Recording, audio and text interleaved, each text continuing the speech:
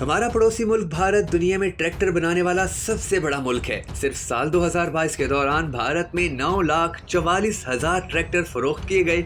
भारत दुनिया में मोटरसाइकिल और रिक्शा बनाने वाला दूसरा बड़ा मुल्क है। साल 2022 के दौरान सिर्फ दिसंबर के महीने में पूरे भारत में 50,000 मोटरसाइकिल बनाकर बेचे गए।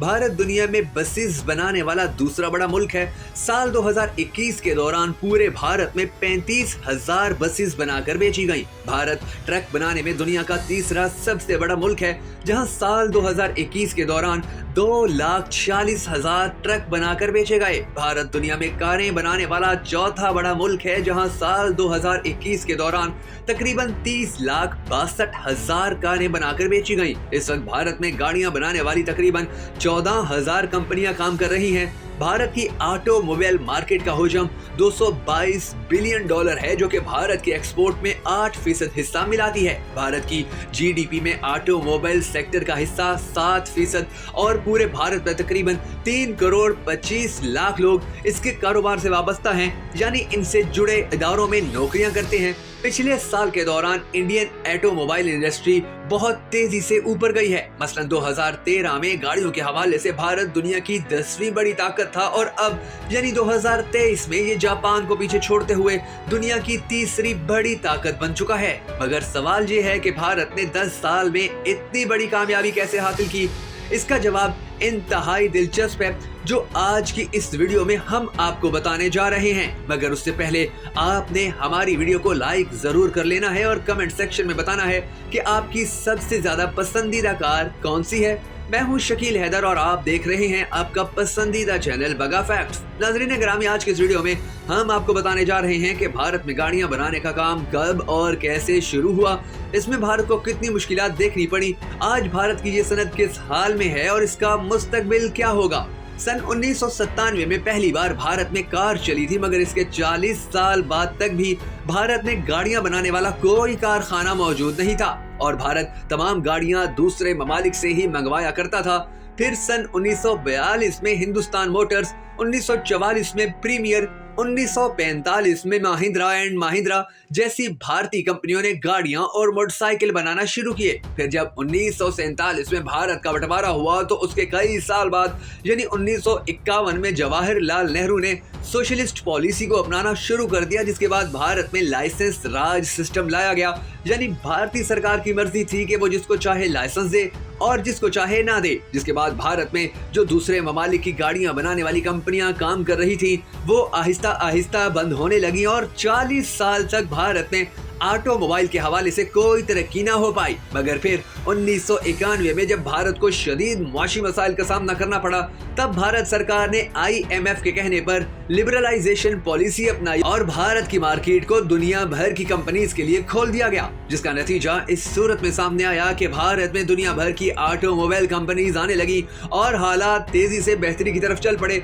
बहुत सी गैर मुल्की कंपनीज ने भारतीय कंपनीज के साथ मिलकर काम करना शुरू किया, जैसा कि मारुति सुजुकी। अब मारुति भारतीय कंपनी थी जबकि सुजुकी दूसरे मुल्क की। इसी तरह हीरो होंडा थी जो लंबे अरसे तक इकट्ठी रही, मगर ये फिर अलहदा हो गए। साल 2000 से 2010 तक दुनिया की हर बड़ी कंपनी भारत का रुख करने लगी और अपने मैन्युफैक्चरिंग प्लांट्स लगाने लगी, जिसके बाद मेड इन इंडिया कारें अमेरिका और यूरोप में बड़ी तादाद में बिकना शुरू हुई, जिसके नतीजे में भारत की एक्सपोर्ट आसमान से बातें करने लगी। मगर फिर जब आलमी वबा आई तो भारत ने इस सनत में जो 20 साल तरक्की की थी उसका बदतरीन वक्त शुरू हो गया और उसी के नतीजे में भारतीय कारों, मोटरसाइकिल्स, ट्रैक्टर्स और ट्रकों की फरोख्त रिकॉर्ड कमी का शिकार हुई। ये भारत के लिए कितना बड़ा नुकसान था, इसका अंदाजा आप इस बात से लगा लीजिए कि जहां साल 2019 के दौरान भारत की 30 मिलियन यानी 3 करोड़ के करीब कारें, ट्रक, मोटरसाइकिल और रिक्शे बिके थे, वो साल 2020 में गिरकर सिर्फ 26 मिलियन यानी 2,60,00,000 हो गए और इस सनत का ये खसारा 14% से भी ज्यादा होने लगा।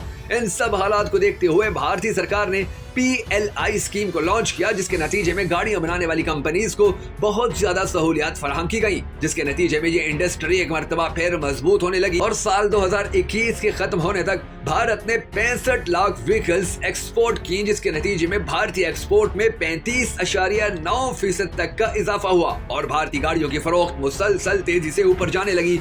यही वजह है कि साल 2023 के दौरान ही भारत जापान को पीछे छोड़कर बनाकर दुनिया की तीसरी सबसे बड़ी ऑटोमोबाइल मार्केट बन चुका था। चीन दुनिया में सबसे ज्यादा गाड़ियां फरोख्त करने वाला मुल्क है और इसने साल 2022 के दौरान तकरीबन 2 करोड़ 40 लाख गाड़ियां फरोख्त की।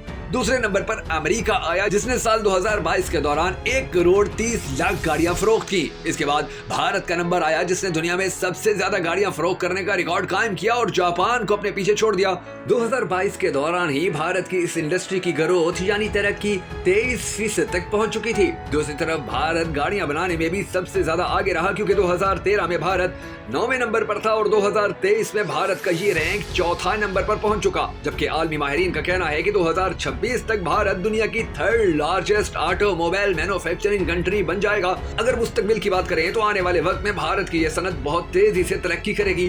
कहा जा रहा है कि 2026 तक भारत की ऑटोमोबाइल इंडस्ट्री $300 बिलियन तक चली जाएगी। इस वक्त भारत के हर 1000 शहरियों में से 22 के पास अपनी गाड़ी है। अमेरिका में 1000 में से 980 लोगों के पास अपनी गाड़ी है।